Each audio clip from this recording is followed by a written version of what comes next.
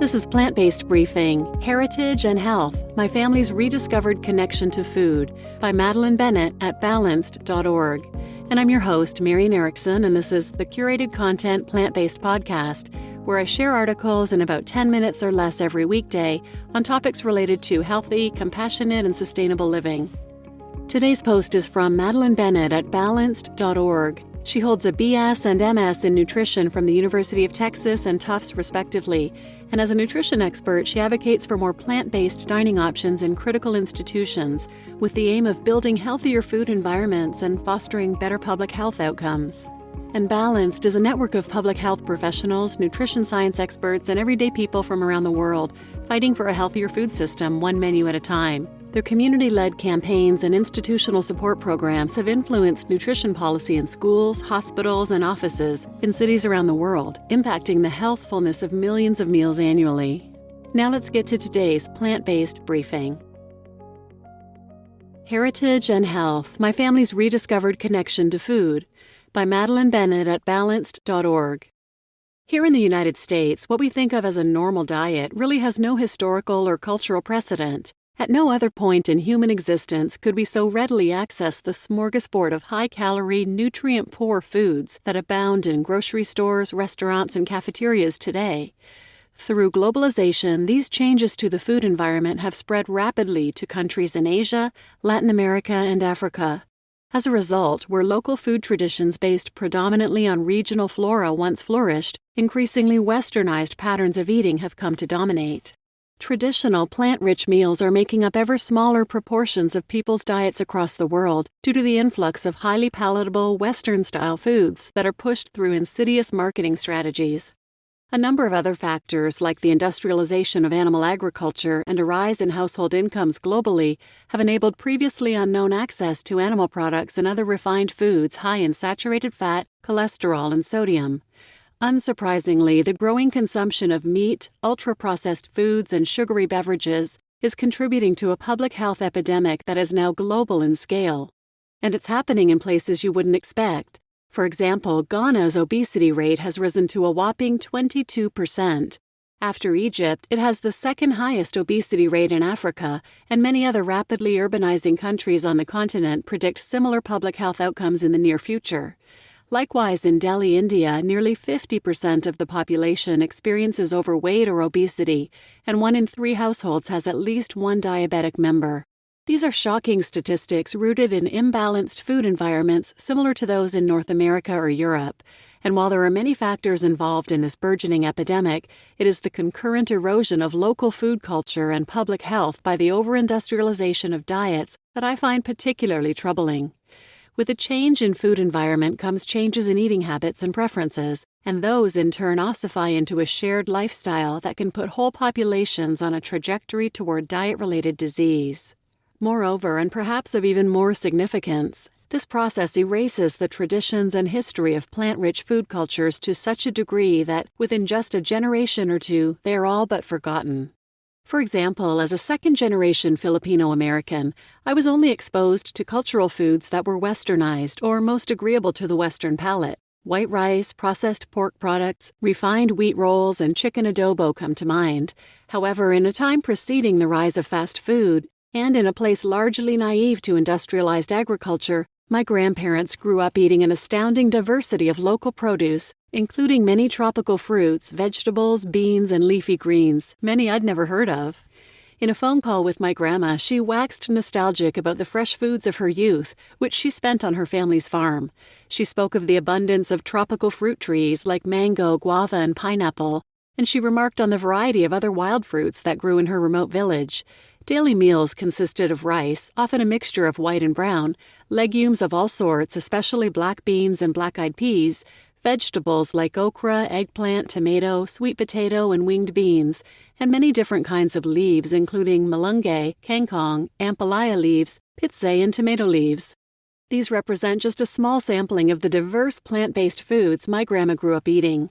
Meat, poultry, eggs, and goat milk were consumed rarely, together maybe a few times a month. As is typical of many food cultures, animal products were primarily used as flavoring agents. In Filipino cuisine, for example, fish sauce and sardines add saltiness and umami to many dishes. My grandpa, who grew up in a larger coastal city quite different from my grandma's mountain village, ate a nonetheless similar diet consisting mostly of rice, vegetables, and beans.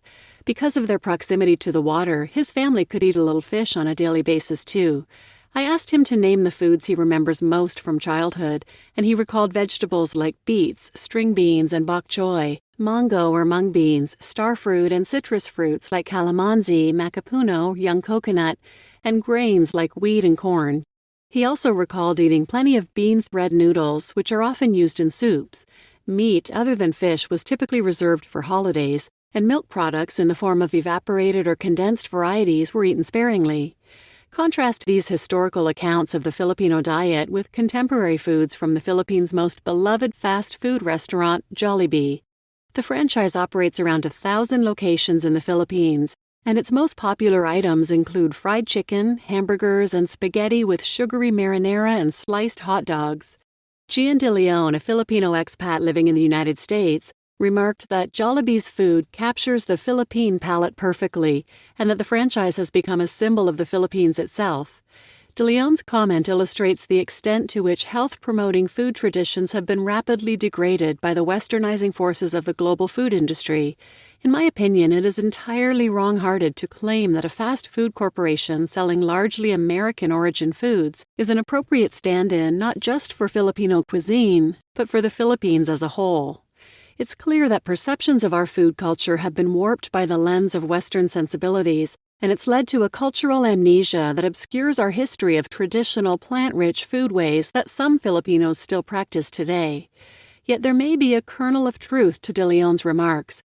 A 2018 Statista poll showed that 60% of Filipinos consume fast food 1 or more times per week, and around 15% of the population eats fast food 4 or more times per week. Likewise, the Philippines' rates of overweight and obesity have grown in tandem with its rates of cardiovascular disease, cancer, and diabetes, now among the country's leading causes of death. Even closer to home for many Americans, perhaps the most egregious example of food culture erasure is that suffered by the many indigenous groups of North America. Unsurprisingly, yet tragically, this segment of the population is plagued by the most dire health circumstances of any other racial or ethnic group in the United States. Fully 3/4 of all American Indian and Native Alaskan adults are obese or overweight, and they experience rates of heart disease twice that of the general population. However, these shocking rates of chronic diet-related diseases have only developed within just the last few generations as the American Indian diet became increasingly saturated with canned meats, sugary beverages, cheese products, and other ultra-processed foods. Of course, this wasn't the result of a willful rejection of traditional foods. Rather, it was due to the losses of ancestral lands and the ability to practice traditional farming and food gathering, exacerbated by the influx of convenience stores and lack of grocery stores on reservations. Compare this corporate colonized diet to the traditional foodways of Native Americans.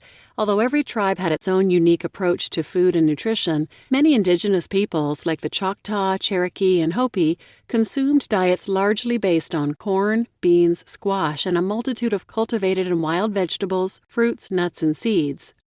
Historical accounts and nostalgic anecdotes aside, none of this is to say that there is no value in industry, global trade, or technology, or that American food culture has nothing positive to contribute to a gastronomy of health.